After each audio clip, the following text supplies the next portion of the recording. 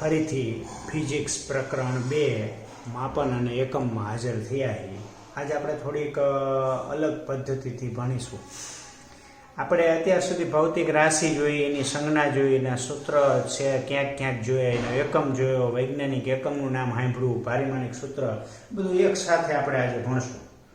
તો દાખલા તરીકે પહેલી ભૌતિક રાશિ આપણે સામાન્ય ભૌતિક રાશિઓ લેતા જેવી કે દાખલા તરીકે લંબાઈ છે. તો લંબાઈ ભૌતિક રાશિ આપણે લીધી પહેલી. લંબાઈ અથવા તો કોઈ પણ એવું અંતર આમાં ચાલે. અંતર આપણે કોને કેવી છે આપણને ખબર છે. પહોળાઈ હોય, ઊંચાઈ હોય, સ્થાનાંતર હોય, વ્યાસ હોય, ત્રિજ્યા હોય, આ બધા જ આની અંદર ચાલે. લંબાઈની સંજ્ઞા આપણે એલ વડે દર્શાવી છે. સૂત્ર એનું કોઈ આવે નહીં લંબાઈનું, એટલે આપણે અહીં સૂત્ર લખવાની કોઈ જરૂરિયાત નથી. એકમ એનો મીટર, અને મીટરની સંજ્ઞા આપણે લખવી હોય તો એને સ્મોલ એમ વડે દર્શાવાય. વૈજ્ઞાનિક એકમ પણ એનો નથી. પારિમાણિક સૂત્રની અંદર આપણે વિચારવું હોય તો M0 ગણાય, L1 ગણાય અને T0 ગણાય. આ એનું પારિમાણિક સૂત્ર થઈ ગયું. મીટર એટલે લંબાઈ, લેન્થ માટે L1 પારિમાણિક સૂત્ર આવે છે, બરોબર. પછી આપણે આગળ વધવી હવે દળ.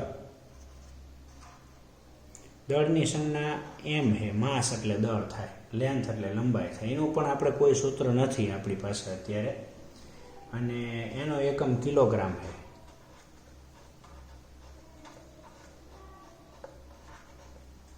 તો કિલોગ્રામને આપણે કેજી વડે દર્શાવી. કે અને જી બંને સ્મોલ લેટરમાં હોવા જોઈએ. એનો પણ વૈજ્ઞાનિક એકમ નથી. કેજી માસ માટે છે, એટલે અહીંયા M1 L0 અને T0 એનું પારિમાણિક સૂત્ર થશે. પછી સમય એટલે ટાઈમ થાય, એને આપણે સ્મોલ ટી વડે દર્શાવીએ. એનું પણ આપણે સૂત્ર અત્યારે ધ્યાનમાં નથી લેતા, બરાબર. એનો એકમ સેકન્ડ છે, જેની સંજ્ઞા S છે. પારિમાણિક સૂત્ર લખવું હોય તો M0 L0 T1 થાય ટાઈમ માટે, બાકી બે ઉપર 0 આવે. તો આ ત્રણ તો પ્રચલિત થયા. હવે આના ઉપરથી આપણે આગળના સૂત્ર તરફ જઈએ. દાખલા તરીકે વેગ, અથવા પહેલા કોઈ ક્ષેત્રફળ લઈ લેવી. ક્ષેત્રફળનું સૂત્ર, ક્ષેત્રફળ એટલે એરિયા થાય, એનો સિમ્બોલ A છે, અને એનું સૂત્ર લંબાઈ ગુણ્યા પહોળાઈ આપણે લઈ શકીએ.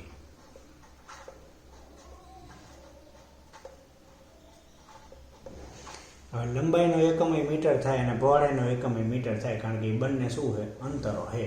એટલે મીટર ગુણ્યા મીટર આપણે કરવી એટલે મીટરનો વર્ગ થાય.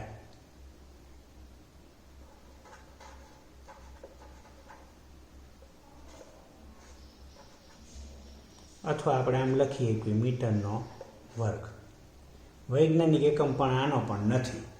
પારિમાણિક સૂત્ર આપણે લખવા જઈએ તો M ઉપર કંઈ નહીં, કિલોગ્રામ છે નહીં, L ઉપર 2 ઘાત અને T ઉપર કંઈ નહીં, 0. આ ક્ષેત્રફળ થઈ ગયું. ત્યારબાદ કદને આપણે ઇંગ્લિશમાં વોલ્યુમ કહેવી, એટલે એને V વડે દર્શાવાય. હવે એનું સૂત્ર પણ આપણને ખબર છે કે લંબાઈ ગુણ્યા પહોળાઈ ગુણ્યા ઊંચાઈ, અથવા તો લંબાઈ લઈ શકાય સમઘન હોય તો. તો ત્રણેયનો એકમ મીટર, તો આના પરથી આપણે મીટર ઘન બનાવીએ, અથવા તો મીટર ઘન આવી રીતે લખી શકાય. આનો પણ વૈજ્ઞાનિક એકમ નથી. પારિમાણિક સૂત્ર બનાવી શકાય M0 L3 ઘાત અને T0. આ બધી બાબતથી તો આપણે બહુ સારી રીતે પરિચિત છીએ તે, બરાબર. હવે આપણે આમાં આગળ વધવાનું છે કે બધા આપણે મેઇન વસ્તુ થઈ આવડ્યા. હવે આપણે એક અલગ બાબત તરફ જઈએ કે દાખલા તરીકે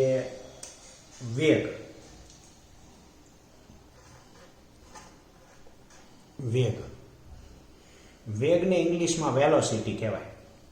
તેનો સિમ્બોલ વી, સ્મોલ વી છે, અને વેગનું સૂત્ર છે સ્થાનાંતરના છેદમાં સમય.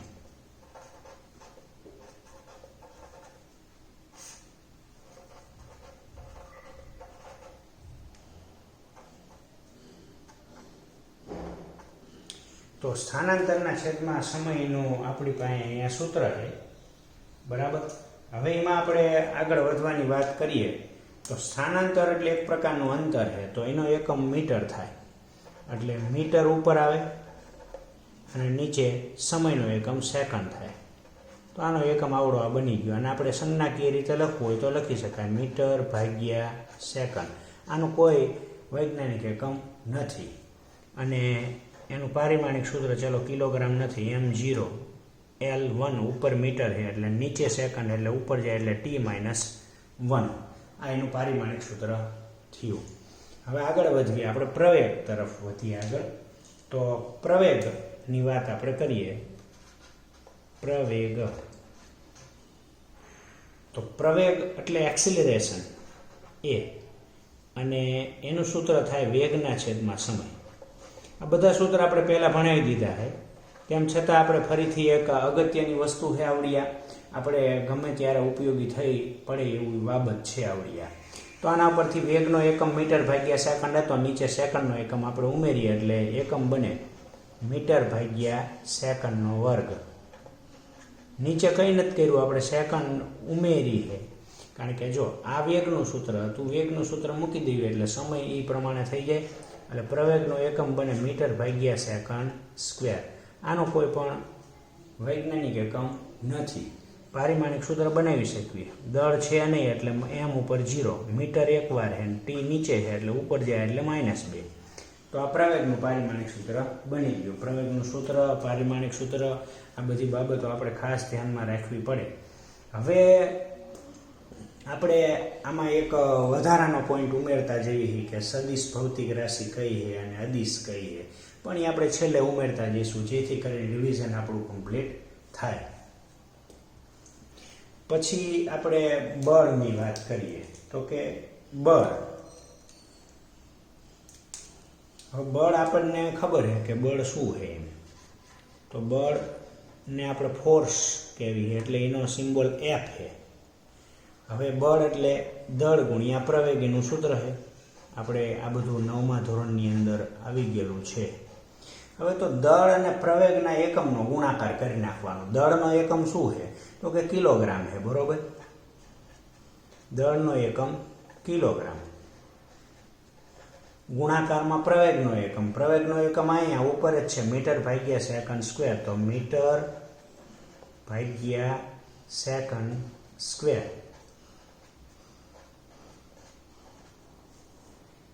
બરાબર. આપણે વૈજ્ઞાનિક એકમ અહીં નથી લખતા, પણ આને આપણે લખવું કેવી રીતે જોઈએ તો એ આપણને ખ્યાલ આવે છે. કિલોગ્રામ મીટર ભાગ્યા સેકન્ડ સ્ક્વેર કેવી રીતે લખી શકાય? તો આવી રીતે લખી શકાય, કિલોગ્રામ મીટર ભાગ્યા સેકન્ડ સ્ક્વેર. આ વૈજ્ઞાનિક એકમ નથી, ખાસ ધ્યાનમાં આપણે રાખવું આ, બરોબર. આના ઉપરથી આપણે પારિમાણિક સૂત્ર લખવાનું થાય. તો કિલોગ્રામ એટલે M1 ગણાય 1 કિલોગ્રામ, L1 ગણાય, અને નીચે સમય છે એટલે T-2. તો આ બળની વાત પૂરી થઈ.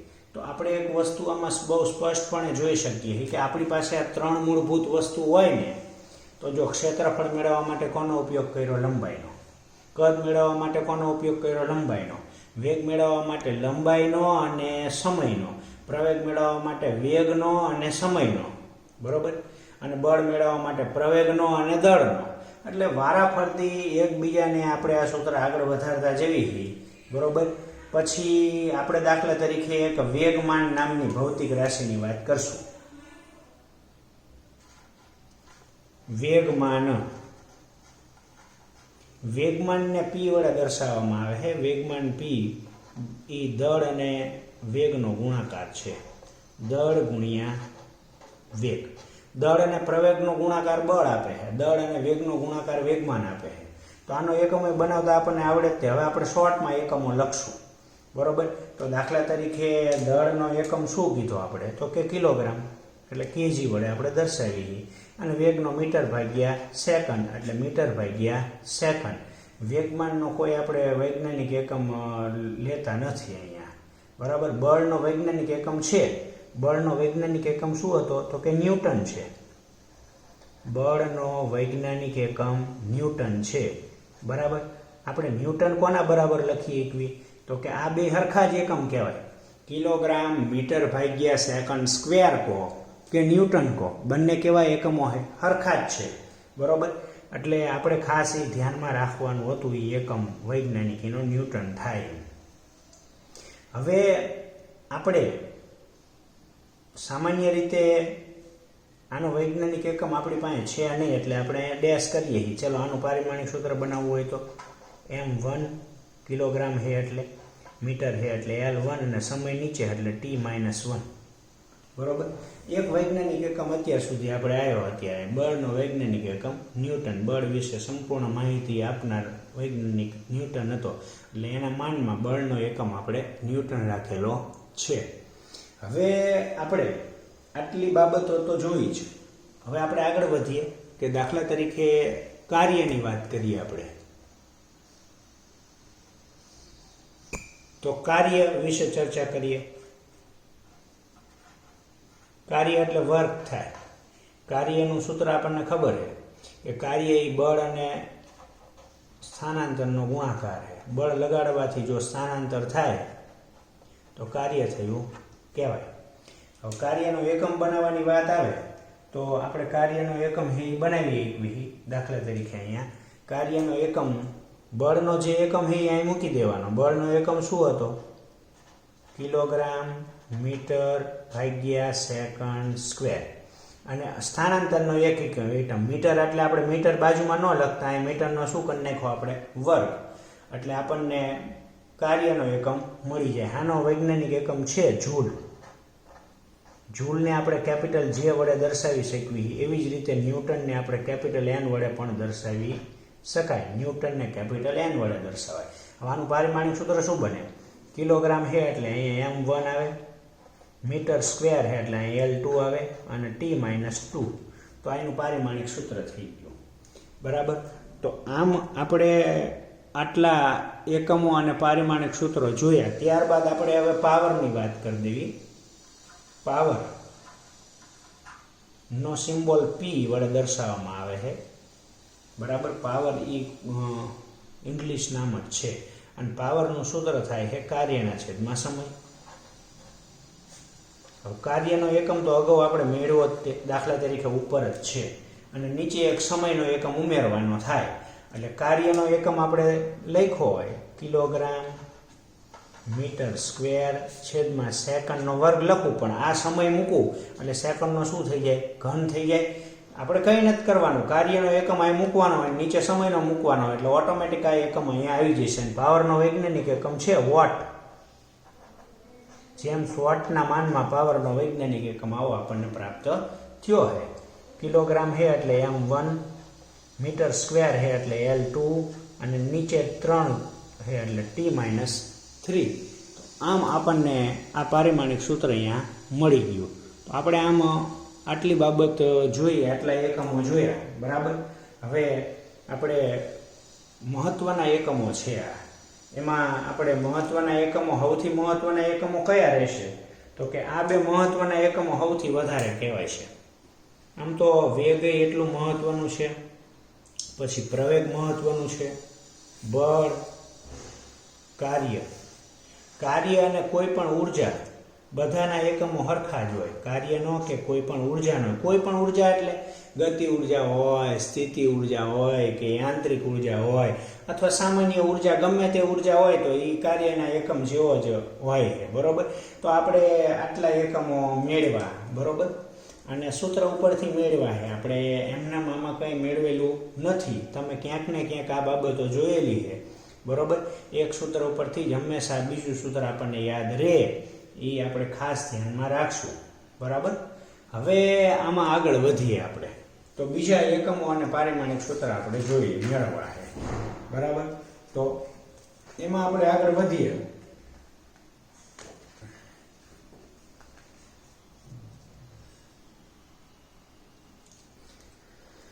તો સૌ પ્રથમ આપણે ભૌતિક રાશિ તરફ જઈએ. વિદ્યુતીય ભૌતિક રાશિ વિદ્યુત ભારની વાત આપણે કરવી.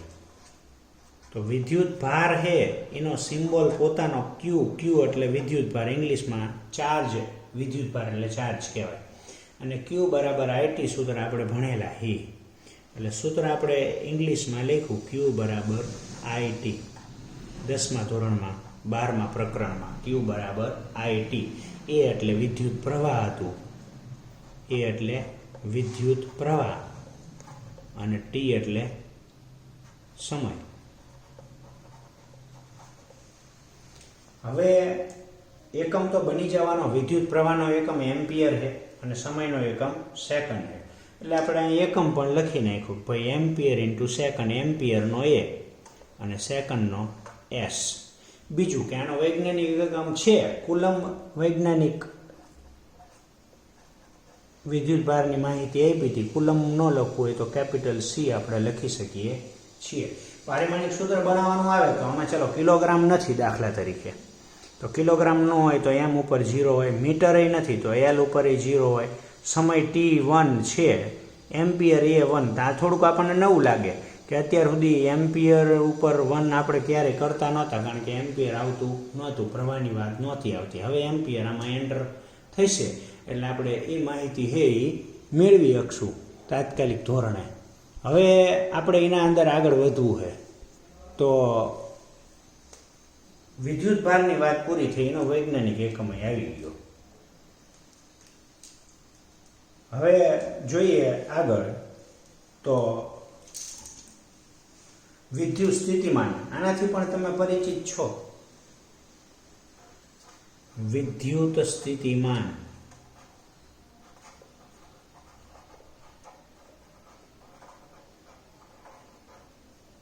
એને કેપિટલ V વડે દર્શાવવામાં આવે, બરાબર. અને વીનું સૂત્ર આપણે ઘણા બધા સૂત્ર આપણે ભણેલા હી. એમાં એક અવળું આ સૂત્ર ભણેલા હી, W બરાબર VQ. આ સૂત્ર જો આપણને યાદ હોય તો આ પણ 12મા પ્રકરણનું હતું. એમાં આપણે વીને કરતા બનાવી દેવી તો V બરાબર શું થઈ જાય? W ના છેદમાં Q થઈ જાય. વીને કરતા બનાવો એટલે Q એ છેદમાં આવતું રહે. આ સૂત્ર આપણે યાદ કરશું, આપણે 10મા ધોરણમાં 12મા ચેપ્ટરની અંદર ભણેલા હી. W એટલે કાર્ય છે અને Q એટલે વિદ્યુત ભાર છે. એકમ બનાવવાનો થાય તો ચલો ઉપર અહીંયા કાર્યનો એકમ મૂકી દેવાનો થાય. જે એકમ આવતો હોય આ કાર્યનો, એ ઉપર કાર્યનો એકમ આપણે હમણાં જ ભણાયો કે કિલોગ્રામ મીટર સ્ક્વેર છેદમાં સેકન્ડ સ્ક્વેર. હવે નીચે આપણે બીજો કોનો એકમ આપણે મૂકી દઈશું તો કે અહીંયા આપણે વિદ્યુત ભાર Qનો એકમ મૂકી દઈશું. તો વિદ્યુત ભાર Qનો એકમ શું હતો? Ampere second. તો એમ્પિયર સેકન્ડ આપણે મૂકી દીધો, બરોબર. હવે કંઈ કેન્સલ થતું નથી, તો આપણે આનો વ્યવસ્થિત એકમ લખવો હોય તો એકમ આપણને વ્યવસ્થિત કંઈક આવો મળી જાય છે. આનો એકમ વિદ્યુત સ્થિતિમાનનો શું મળે? કિલોગ્રામ એમ નામ રહે, બરોબર. મીટર સ્ક્વેર એ ઉપર એમ નામ રહે. નીચે તો કે સેકન્ડની 3 ઘાત થઈ જાય અને એમ્પિયર એ. આનો વૈજ્ઞાનિક એકમ છે વોલ્ટ. આપણે વૈજ્ઞાનિક એકમ સાંભળેલો છે, બરોબર. અને આપણે ઘણી વખત આના વિશે એમાં ચર્ચા આવતી હોય. તો વોલ્ટ અને વોલ્ટનો સિમ્બોલ છે કેપિટલ V. જો આપણે વૈજ્ઞાનિક એકમો કેમ તમને અત્યારે કહેવી, તો એ એટલા માટે મહત્વનું કે આપણે કોઈ પણ વિદ્યુત સ્થિતિમાન ગણ્યું દાખલા તરીકે તો આપણે એકમ લખવો જ પડે. 5 મળ્યું આપણને તો 5 વોલ્ટ લખી નાખ્યું તો આપણા માટે સારું. આ એકમ આપણે લાંબો પડે લખવો અને એ વખતે યાદ ન આવે તો વોલ્ટ તો આપણને યાદ આવવાનું છે જ તે, બરોબર. તો હવે આનું પારિમાણિક સૂત્ર પણ આપણને મળી જવાનું છે. કિલોગ્રામ છે એટલે વાસ્તવમાં M1 તો આપણે લખી શકશું. મીટર સ્ક્વેર છે એટલે L2 લખીએ કાંઈ. નીચે T3 છે એટલે ઉપર જાય એટલે -3 થઈ જાય. એ નીચે એકલું એટલે ઉપર જાય એટલે -1 થઈ જાય, બરાબર. તો એનું પારિમાણિક સૂત્ર વિદ્યુત સ્થિતિમાનનું આપણને પ્રાપ્ત થઈ ગયું. બંને ભૌતિક રાશિઓથી આપણે પરિચિત હતા. હવે આપણે ત્રીજી ભૌતિક રાશિ લઈશું અહીંયા, કે જે વિદ્યુત અવરોધ. આમ આપણે સામાન્ય રીતે અવરોધ તરીકે જેને ઓળખીએ છીએ. તો વિદ્યુત અવરોધની વાત આપણે અહીંયા કરવાની છે. વિદ્યુત અવરોધ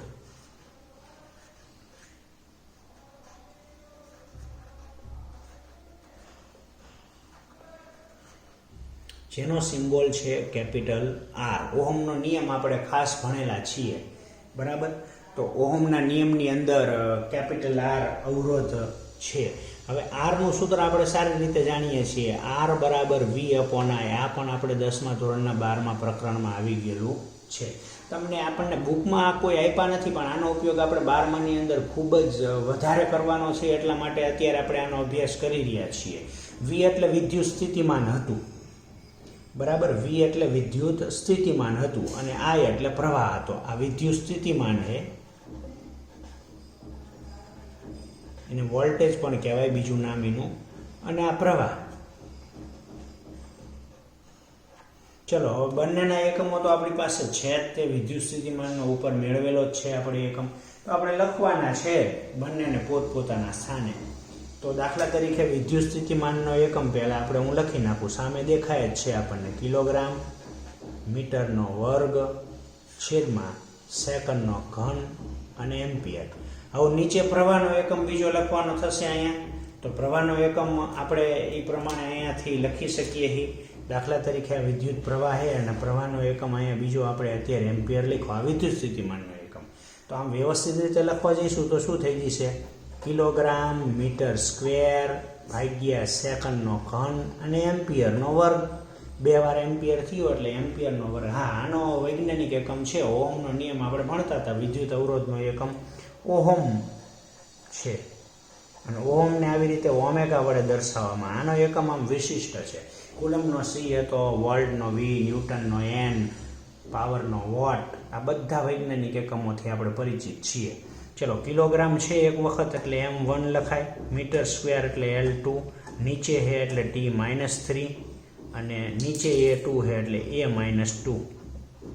તો આ વિદ્યુત અવરોધનું આપણને પારિમાણિક સૂત્ર મળી ગયું. તો આપણે આજે આટલા એકમો અને પારિમાણિક સૂત્રનો અભ્યાસ કર્યો, બરાબર. અને જે આપણને બરાબર યાદ રહેવા જ જોઈએ, કેવી રીતે સૂત્ર ઉપરથી એકમો મેળવી શકાય, કેવી રીતે સૂત્ર ઉપરથી પારિમાણિક સૂત્રો મેળવી શકાય, એની ચર્ચા આપણને ખાસ ધ્યાનમાં રહેવી જોઈએ. આપણે ફરીથી એક વખત જોઈ લેવી, બરાબર. તો ભૌતિક રાશિની વાત ચાલતી હતી, આપણે અહીંયા પહેલાં કરી હતી. લંબાઈ એલની સંજ્ઞા છે. સંજ્ઞાઓ બહુ અગત્યની હોય છે. સૂત્ર કંઈ એનું હોતું નથી. મીટર એકમ બને વૈજ્ઞાનિક એકમ પણ નથી. પારિમાણિક સૂત્ર કેવી રીતે મેળવી એ આપણને ખાસ યાદ છે. દળની વાત, આ 3 તો પ્રચલિત છે, એના વિશે અભ્યાસ નથી કરવો આપણે. ક્ષેત્રફળ એટલે લંબાઈ ગુણ્યા શું થાય છે? પહોળાઈ થાય છે, બરોબર. તો લંબાઈ ગુણ્યા પહોળાઈ એટલે મીટર ગુણ્યા મીટર તમે કરો એટલે મીટરનો શું થઈ જાય? વર્ગ થઈ જાય. મીટર ગુણ્યા મીટર એટલે મીટરનો વર્ગ, અને મીટર એ લંબાઈ હારે જોડાયેલું એટલે L2 આપણે લખવાનું થાય. લંબાઈ, પહોળાઈ અને ઊંચાઈ કદ માટે, એવું કદને વોલ્યુમ ઇંગ્લિશમાં કહેવાય, ક્ષેત્રફળને એરિયા કહેવાય, સમયને ટાઈમ કહેવાય, દળને માસ કહેવાય, લંબાઈને લેન્થ કહેવાય, બરાબર. તો મીટર મીટર મીટર ગુણાકારની અંદર મીટર ઘન થઈ જવાનું, વૈજ્ઞાનિક એકમ નહીં, મીટર ઘન એટલે L ઘન. આપણે એનું પારિમાણિક સૂત્ર અહીંયા લખ્યું છે, બરાબર. હવે વેગ એટલે સ્થાનાંતરના છેદમાં સમય. આ એક પ્રકારની લંબાઈ થઈ. ઘણી વખત આપણે આ ચર્ચા કરી છે. એનો એકમ આવી રીતે લંબાઈનો મીટર, નીચે સમય છે એટલે સેકન્ડ, દળ છે નહીં એટલે m0 L1 T-1. પ્રવેગ એટલે વેગના છેદમાં સમય. વેગનો એકમ મૂકી દીધો દાખલા તરીકે, નીચે પાછો સમય, આ વેગનો એકમ મૂકો, નીચે સમય મૂકો એટલે સેકન્ડનો વર્ગ થઈ જવાનો હોય. આ પ્રમાણે એનું પારિમાણિક સૂત્ર મળી જવાનું છે. બળ છે. બળ એ દળ ગુણ્યા પ્રવેગ છે. દળ અને પ્રવેગનો ગુણાકાર છે. ન્યૂટનની ગતિના બીજા નિયમનું અવળું આ સૂત્ર છે. દળનો એકમ કિલોગ્રામ, પ્રવેગનો એકમ ઉપર મેળવરાયો એ જ આપણે મૂકી દેવાનો છે. બીજો વૈજ્ઞાનિક એકમ એનો ન્યૂટન છે. પારિમાણિક સૂત્ર બહુ અગત્યનું છે આનું, m1 L1 T-2, બરાબર. કિલોગ્રામ મીટર સ્ક્વેર ભાગ્યા સેકન્ડ સ્ક્વેર ઉપરથી આવ્યું છે. કિલોગ્રામ એટલે m1, મીટર ઉપરથી L1, સેકન્ડ સ્ક્વેર નીચે ઉપર જાય એટલે વેગમાન. કે જ્યારે આપણે દળ ધરાવતા પદાર્થને વેગ આપવામાં આવે ત્યારે એ પદાર્થને વેગમાન છે એવું કહી શકીએ છીએ.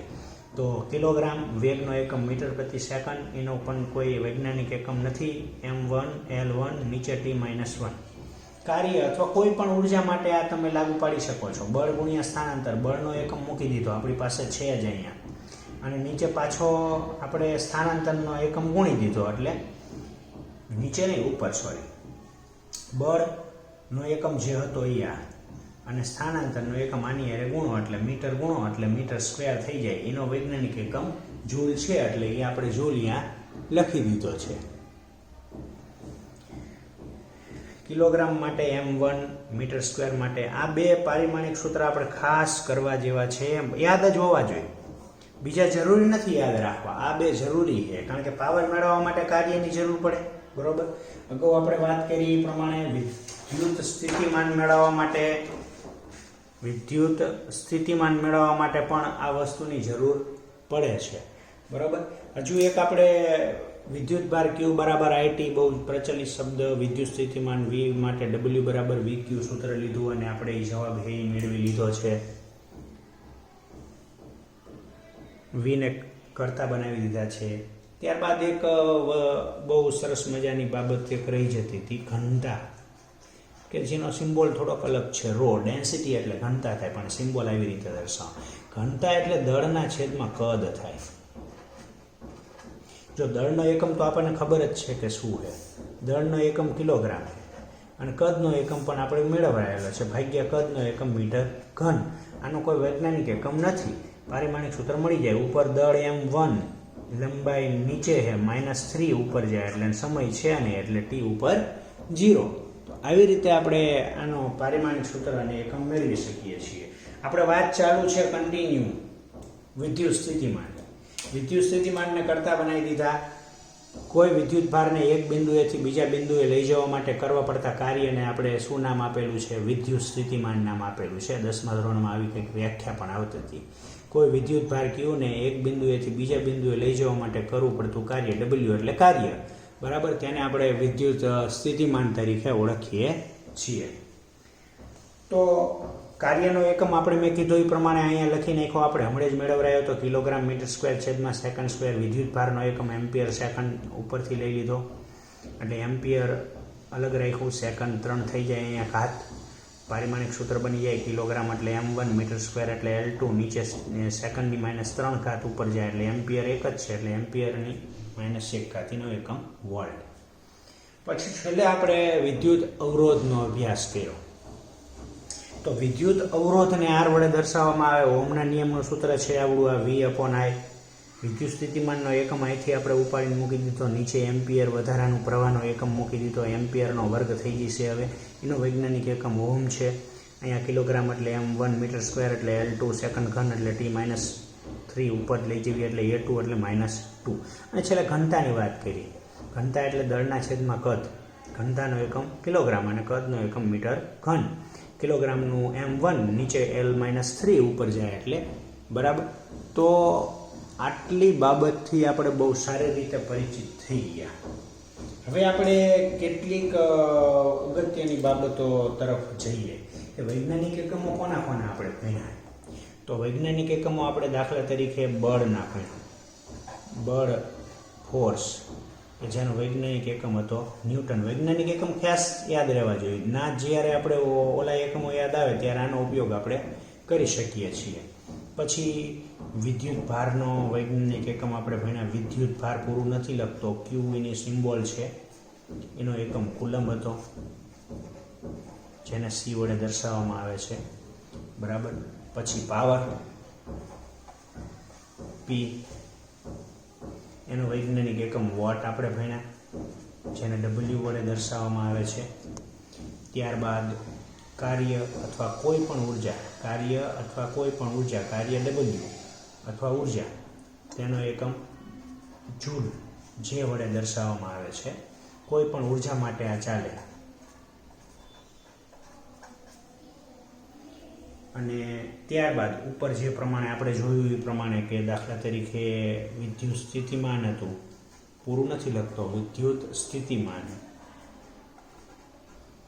V એનો સિમ્બોલ અને એનો એકમ વોલ્ટ હતો, અને વોલ્ટને પણ V વડે દર્શાવાય. બરોબર. પછી વિદ્યુત અવરોધ,